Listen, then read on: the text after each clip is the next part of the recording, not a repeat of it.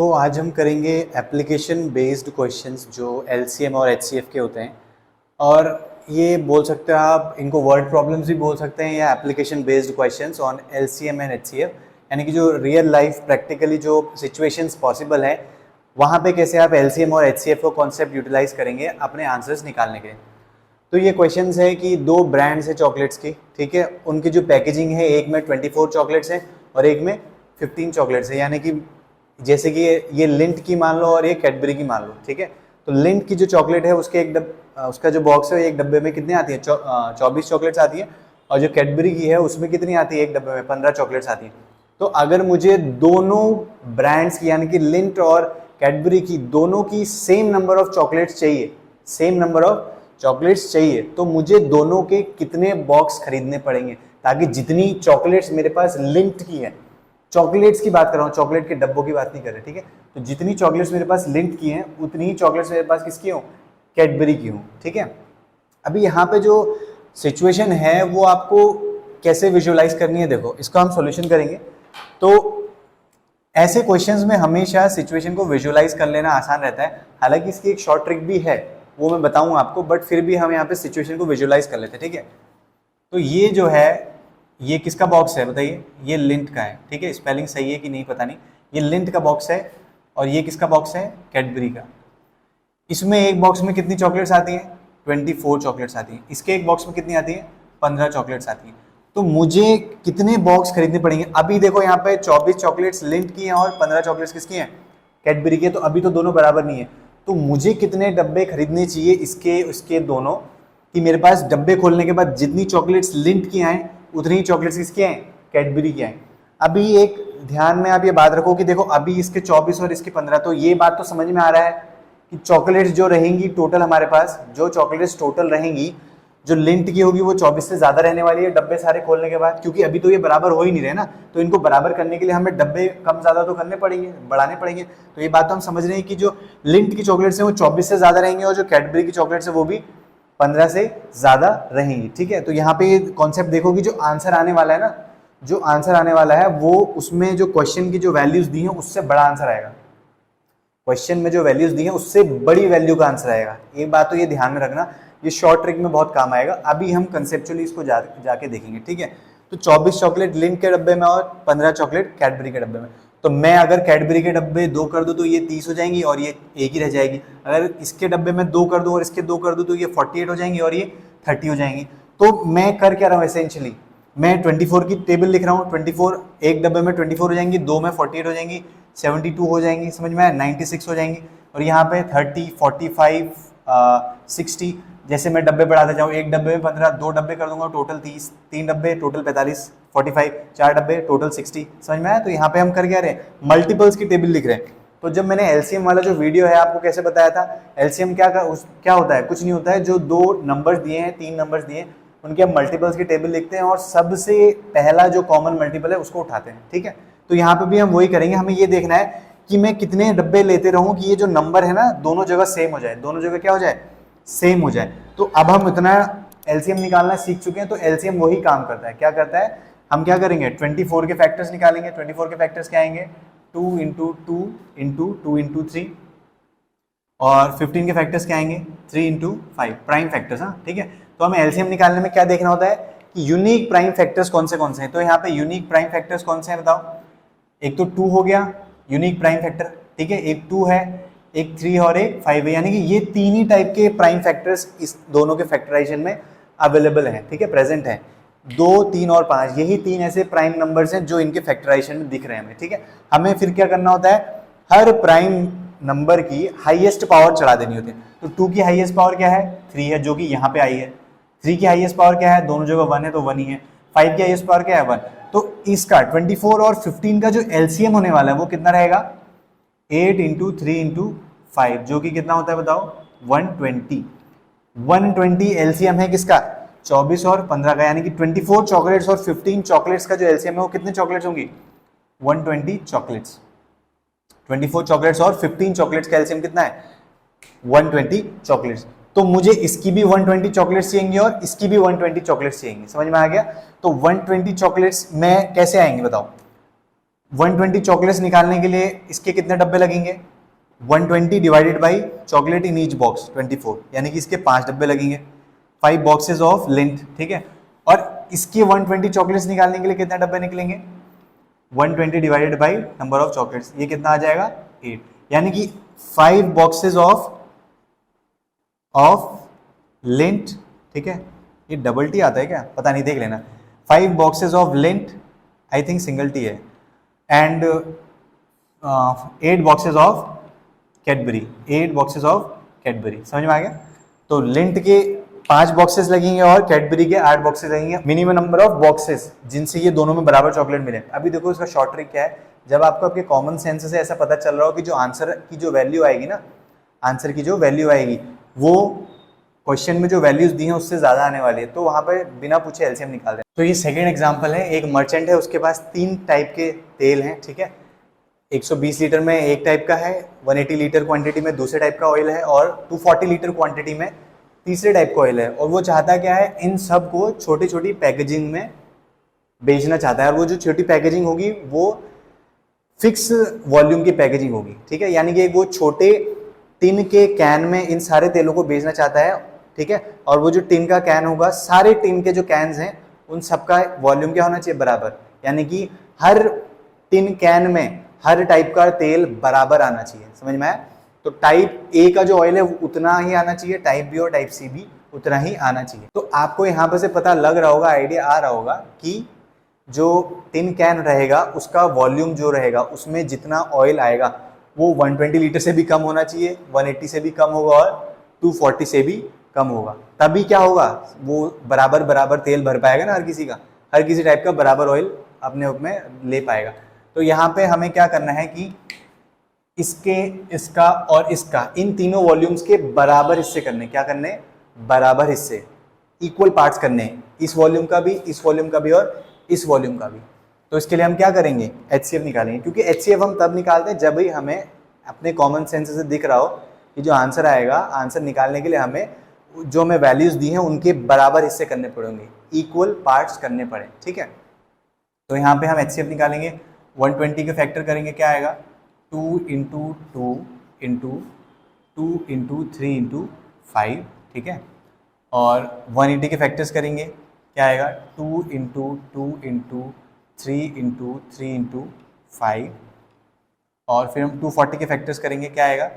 2 into, अभी ये मुझे फैक्टर्स कैसे आ रहे हैं, आप लोगों को नहीं आ रहे हैं डायरेक्ट, तो आप ऐसे फैक्टर करके निकालना, ठीक है। मैंने कैसे करा, 120 को 2 हिस्सों में डिवाइड करा, 2 इंटू 60, 60 को 2 हिस्सों में डिवाइड करा, 2 इंटू 30, 30 को 2 हिस्सों में डिवाइड करा, 2 इंटू 15, 15 को 2 हिस्सों में डिवाइड करा, 3 इंटू 5, ऐसे करके मैं फैक्टर्स निकाल रहा हूँ, ठीक है। आप लोग वैसे कर सकते हैं। तो 240 के फैक्टर्स कैसे निकलेंगे बताइए? 2 इंटू 2 इंटू 2 इंटू 3 इंटू 5, ठीक है। तो HCF निकालने के लिए हमें क्या करना होता है बताओ? हमें इन तीनों में जो फैक्टर्स कॉमन है, कॉमन फैक्टर्स को देखना है पहले। सबसे पहले कॉमन फैक्टर्स क्या है बताओ? ऐसे कौन से फैक्टर्स हैं जो सब जगह है? देखो 2 है सब जगह, ठीक है, और 3 है सब जगह, और 5 है सब जगह। तो 2 भी सब जगह है, 3 भी सब जगह है, और 5 भी सब जगह है। तो हमें क्या करना होता है? कॉमन फैक्टर की मिनिमम सबसे छोटी लोएस्ट एक्सपोनेंट रेज कर देते हैं। तो 2 का सबसे लोएस्ट एक्सपोनेंट कहाँ रहेगा? यहाँ पे, मतलब 2 सबसे कम बार कहाँ पे आया? इसमें आया ना।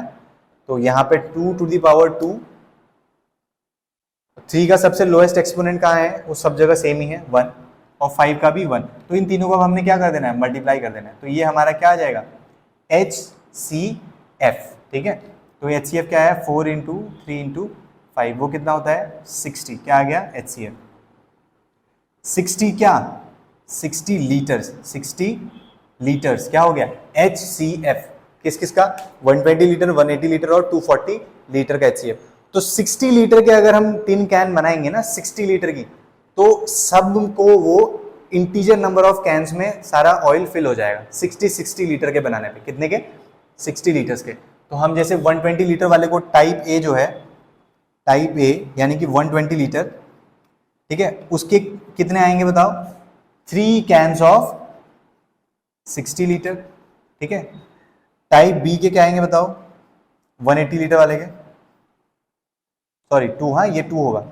180 वाले के क्या आएंगे 3 कैंस ऑफ 60 लीटर्स, और टाइप सी वाला जो है 240 लीटर वो क्या आएगा 4 कैंस ऑफ 60 लीटर। समझ में आ गया।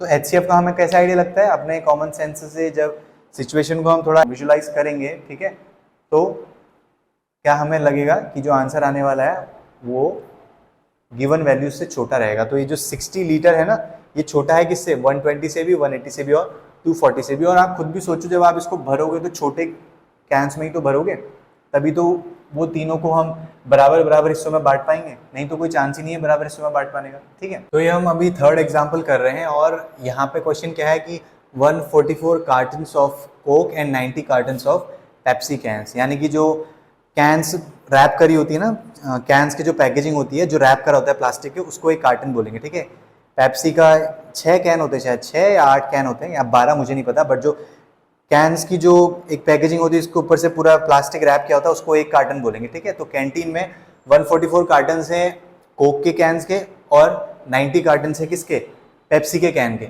अब उसे क्या करना है, स्टैक करना है। क्या करना है, स्टैक करना है, यानी कि ऐसे ढेर लगाना है, ऐसे एक के ऊपर एक उनको रखना है। ठीक है, अब वो स्टैक करने का जो, ये देखो ये स्टैक 1 हो गया, ठीक है, ये पहला ढेर हो गया, ये स्टैक 2 हो गया, ऐसे करके उनको स्टैक करना है, एक के ऊपर एक ढेर लगा के रखना है। ठीक है, अब लेकिन जो कंडीशन है स्टैकिंग की वो क्या है कि जितने भी स्टैक्स आप लगाओगे ना, रखोगे, ठीक है, वो उनकी हाइट क्या होनी चाहिए, सबकी सेम होनी चाहिए। यानी कि अगर इस स्टैक में 3 कार्टन आ रहे हैं तो सब में 3 आएंगे, एक में 4 आए तो सब में 4 आएंगे। ठीक है, तो पहली कंडीशन ये है कि जो सारे कार्टन के जो स्टैक्स होंगे, ढेर होंगे, उन सबकी हाइट सेम होनी चाहिए।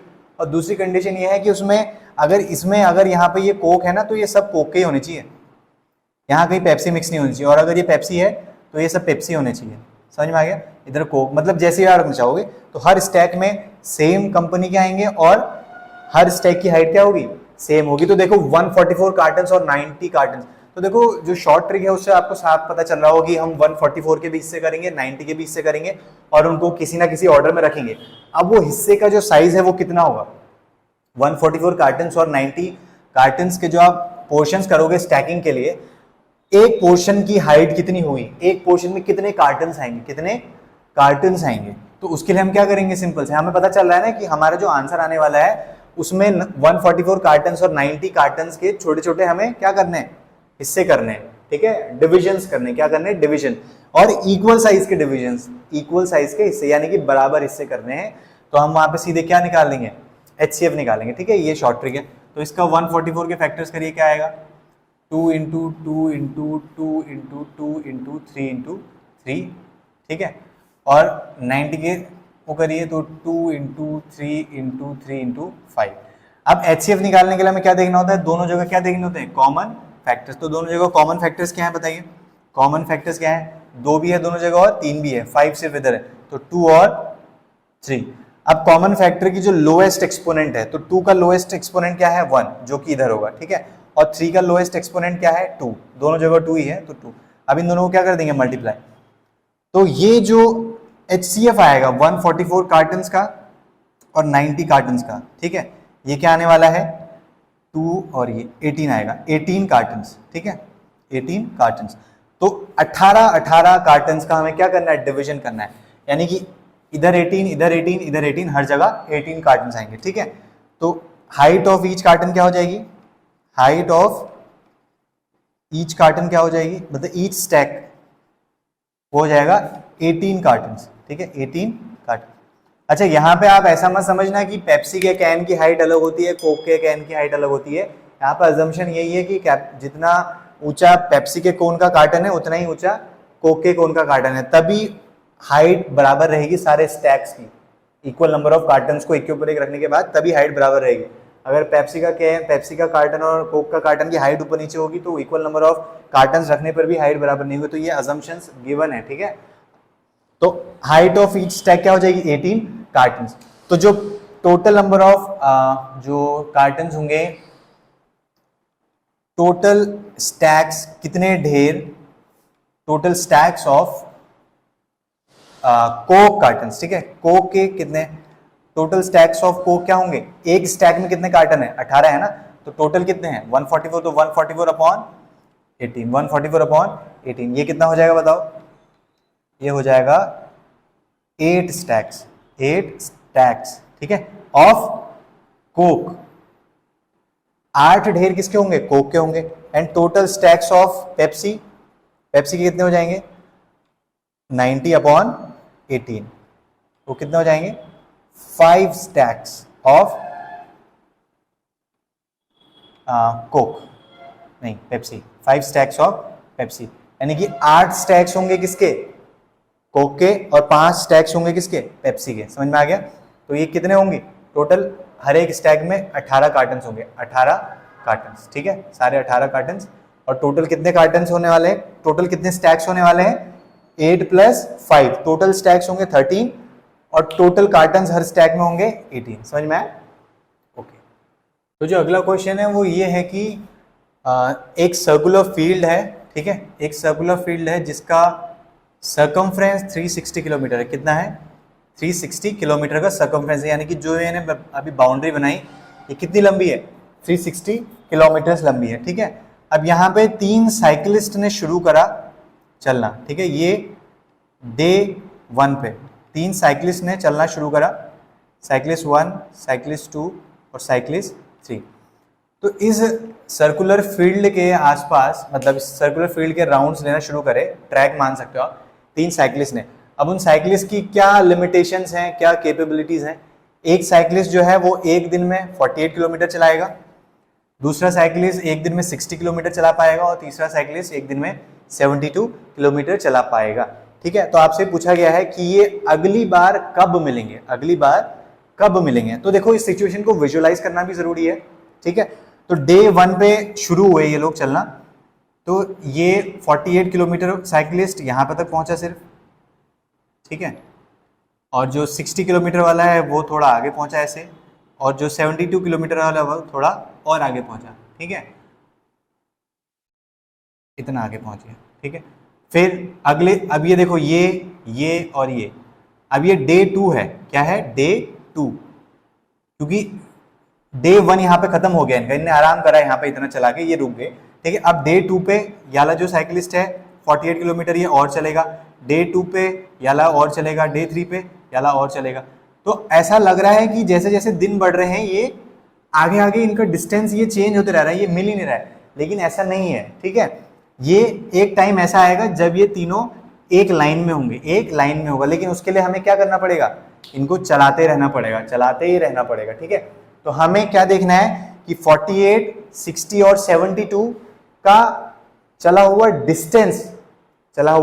डिस्टेंस कितने दिनों में सेम हो जाता है, कितने दिनों में सेम हो जाता है, क्योंकि जब इनका चला हुआ डिस्टेंस सेम हो जाएगा यानी कि ये मिल जाएंगे एक दूसरे से। समझ में आया? तो यहाँ पे हम क्या करेंगे, जब हमें पता है कि एक 48 चल रहा है, एक 60 और एक 72 किलोमीटर चल रहा है, तो इनको जब मिलना होगा तो वो इससे बड़ा नंबर आएगा, इतने किलोमीटर, जो जितने किलोमीटर्स पे ये मिलेंगे, जितने डिस्टेंस पे मिलेंगे, वो आंसर इनसे बड़ा होने वाला है। तो हमें पता है सीधा हम क्या निकालेंगे?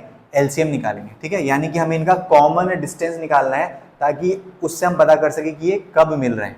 तो 48 के जो फैक्टर्स हैं वो क्या होंगे बताइए? 2 × 2 × 2 × 2 × 3। 60 के जो फैक्टर्स होंगे वो क्या होंगे? 2 × 2 × 3 × 5।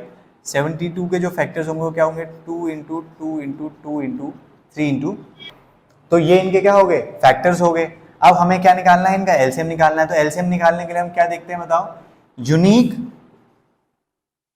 प्राइम फैक्टर्स, ठीक है, यूनिक प्राइम फैक्टर्स। तो यूनिक प्राइम फैक्टर्स कौन से? एक 2 है, 3 है और 5।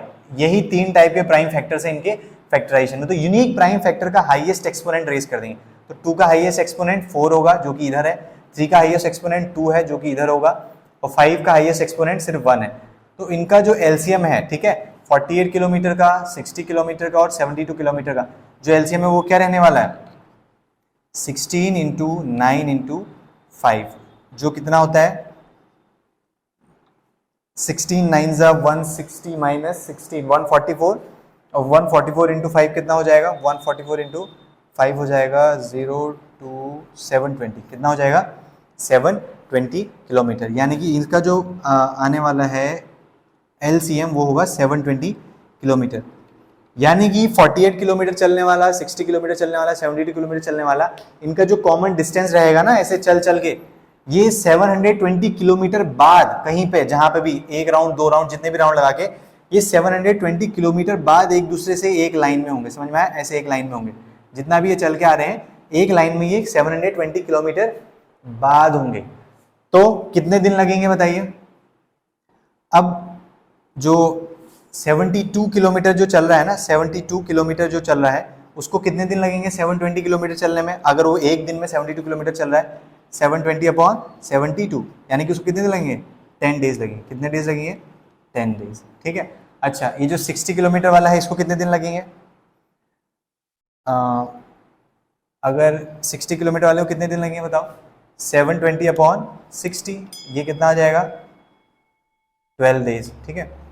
और ये जो 48 वाला है, इसको कितने दिन लगेंगे? 720 अपॉन 48, ये हो जाएगा 24, इसको कितने दिन लग जाएंगे? 15 डेज।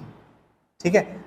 अब देखो डिस्टेंस, कितने डिस्टेंस पे ये एक दूसरे से मिलेंगे, कितने डिस्टेंस पे? 720 किलोमीटर के डिस्टेंस पे ये एक दूसरे से मिल जाएंगे।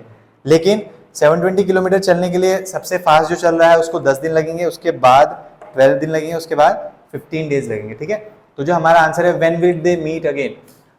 After 720 kilometres. After 720 kilometres. ठीक है।